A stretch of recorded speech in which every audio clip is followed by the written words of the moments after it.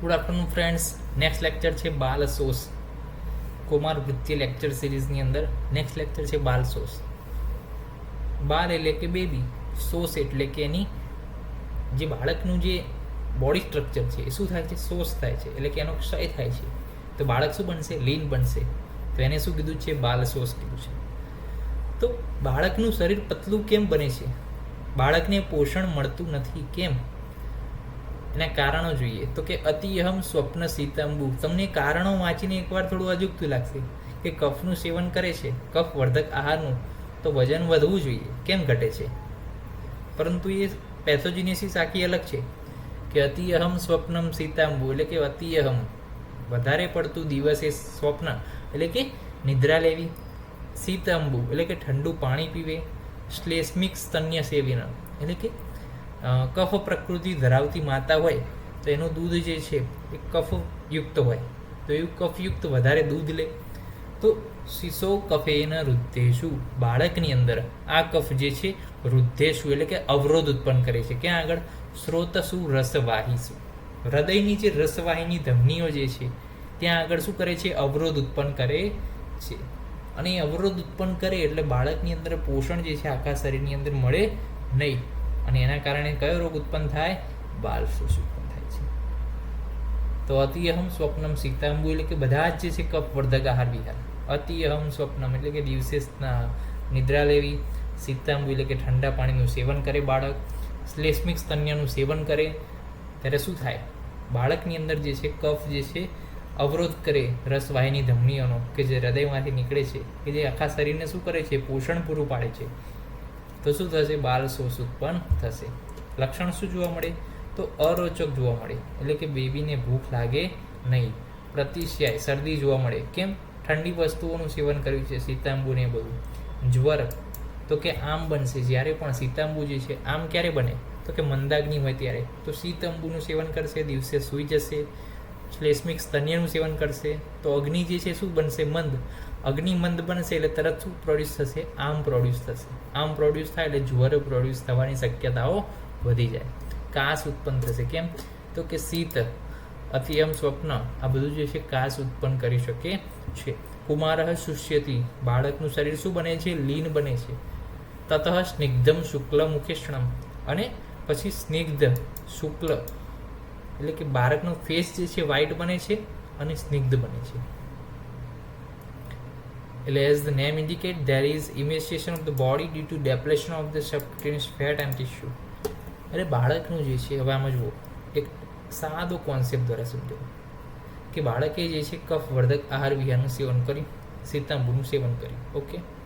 એમાંથી જે રસ ધાતુ બની, એમાંથી જે વાતપિત્ત કફ બને, તો એમાં કફનો પ્રકોપ શું થશે? વધારે થશે. કફનો પ્રકોપ જે વધારે થયો, કેમ? કારણ કે સીતંબુ હતું, દિવસે નિદ્રા હતી, અને કફયુક્ત જે છે બ્રેસ્ટ મિલ્કનું સેવન હતું. તો કફ વધારે બન્યો. એ કફ ક્યાં ગયો? સીધો હૃદય દ્વારા જે રસવાહિની ધમનીઓ જે છે કે જે આખા શરીરને પોષણ પૂરું પાડે છે, હૃદયમાંથી જે ધમનીઓ નીકળે છે એ ટ્રંકમાં જાય, લીમમાં જાય, નીચે જાય લોઅર લીમમાં. તો હવે કફ ક્યાં આવ્યો? બધો હૃદય જોડે. અને હૃદયની જે ધમનીઓ જે છે કે જે આખા શરીરને પોષણ પૂરું પાડે છે, એમાં કફ બધો ભરાઈ ગયો. તો હવે જે પોષણ આખા શરીરને મળવું જોઈએ મળશે નહીં. કેમ? કફનો અવરોધ છે. તો એના કારણે જે સબક્યુટેનિયસ ટિશ્યુ જે છે, સબક્યુટેનિયસ ફેટ જે રહેલી છે, એ બધું શું થશે? ડેપ્લેશન થશે. કેમ? કારણ કે એને પોષણ મળતું નથી.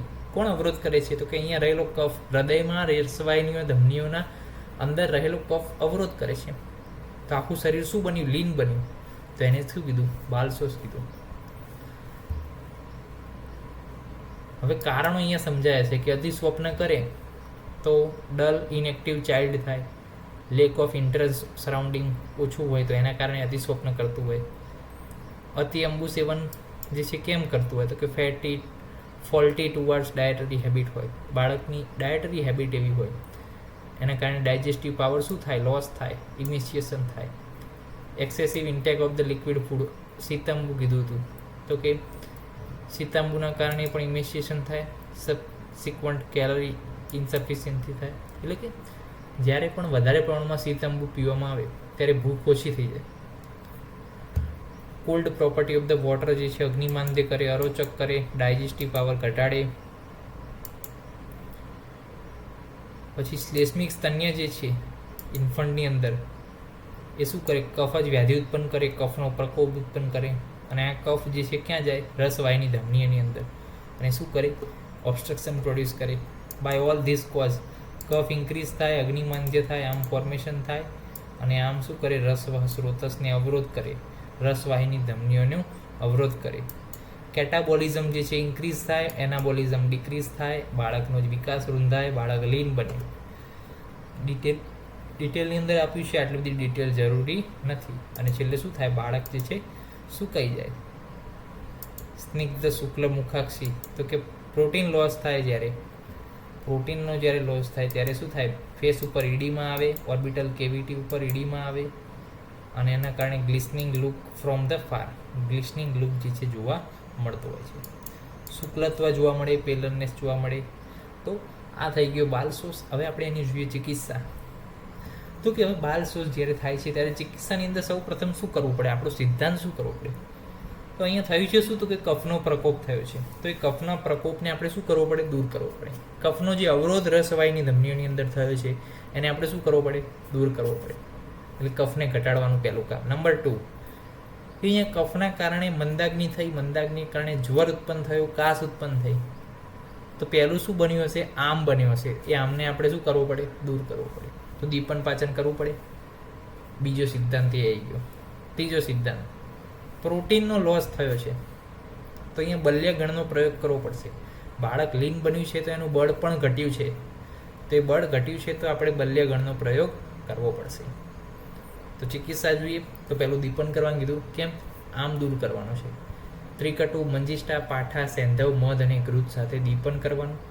પંચકોલ ચૂર્ણ પણ ચાલશે. સ્રોતસનું શોધન કરવાનું, એટલે કે કફ જે ભરાઈ ગયો છે, પીપલી, કાકોલી અને વરસાબુ સિદ્ધ ગ્રીતથી કફનું જે છે શોધન કરવાનું છે. પુષ્ટિકર યોગ, એટલે કે બલ્ય, અશ્વગંધા, બલ્યગણમાં બેસ્ટ છે અશ્વગંધા, પીપલી, કાકોલી, વિડંગ, આ બધા સિદ્ધ ઘૃત જે છે આપવાના છે બેબીને. જીવનીય ઘૃત પણ આપી શકો છો. કેમ, તો કે જે ટિશ્યુ, જે સબક્યુટેનિયસ ફેટ જે છે એનું ડેપ્લેશન થયું છે, એનું ફરીથી રીડેવલપમેન્ટ માટે જે છે જીવનીય ઘૃત જે છે બેસ્ટ છે. અભ્યંગ, અભ્યંગ કેમ માટે, તો કે બલ્ય માટે. વચા અને બલા સિદ્ધ ઘૃતથી અભ્યંગ કરવાનું છે. પ્રદેહ કીધું છે, લેપ કરવાનું કીધું છે શરીર ઉપર. વચા, ગૈરિક અને તુંબરુનો. વિદારી કંદાદી ઘૃત, સપ્પલ ઘૃત, અશ્વગંધાદી ઘૃત ઓરલી આપી શકો છો. તો ટ્રીટમેન્ટ જે છે ગોખવાની જરૂર નથી.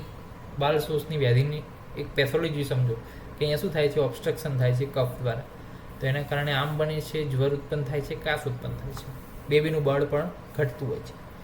તો એ પ્રમાણે આપણે ચિકિત્સા કરવાની છે કે આમનું દૂર કરવાનું છે, દીપન પાચન કરવાનું, કફને દૂર કરવાનું છે, સ્રોતસનું શોધન કરવાનું છે, બેબીનું બળ વધારવાનું છે. બલ્યકર યોગ, પુષ્ટિકર યોગ, અભ્યંગ લખી શકો, પ્રદેહ લખી શકો. બેબીનું માઇન્ડ જે છે પીસફુલ કરવાનું છે, એના માટે પ્રદેહ અને અનેકવિધ ઘૃતના પ્રયોગ જે છે કે જે બેબીનું શું કરશે, બળ વધારશે, એનો પ્રયોગ જે છે બાલશોષની અંદર કરવાનો છે. તો નેક્સ્ટ લેક્ચરમાં મળીશું નવા ટોપિક સાથે. આપના મિત્રો સુધી અમારી આ ચેનલને પહોંચાડો.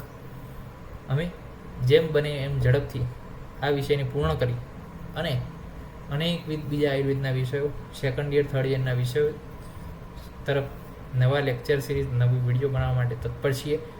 અમારી આ ચેનલને આપના મિત્રો, બીજી કોલેજની અંદર આપના ભણતા સાથીદારો સાથે શેર કરો.